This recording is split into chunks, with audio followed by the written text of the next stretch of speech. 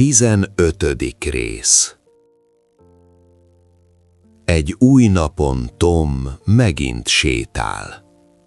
Az utcán valakit lát. Egy új lány áll a kapunál. A lány szőke. Fehér ruhát visel. Tom megáll. Nézi a lányt. A szíve gyorsabban ver. Nem mer oda menni. Csak nézi csendben.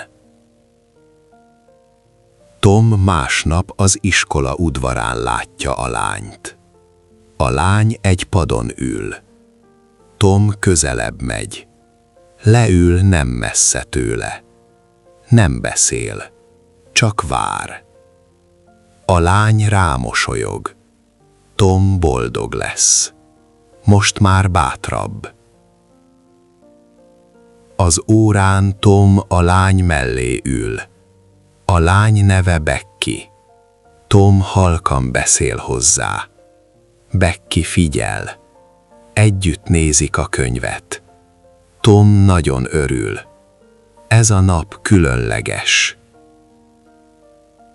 A folytatás következik. 15. rész. Egy új napon Tom megint sétál.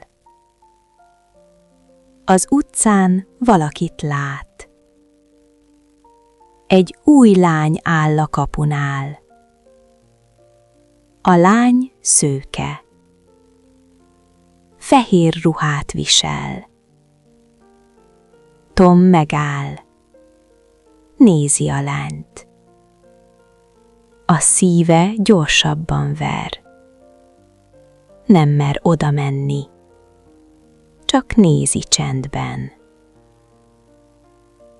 Tom másnap az iskola udvarán látja a lányt. A lány egy padon ül.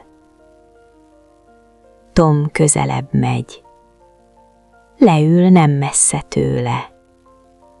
Nem beszél. Csak vár. A lány rámosolyog. Tom boldog lesz. Most már bátrabb. Az órán Tom a lány mellé ül. A lány neve Becky. Tom halkan beszél hozzá. Becky figyel. Együtt nézik a könyvet. Tom nagyon örül. Ez a nap különleges. A folytatás következik.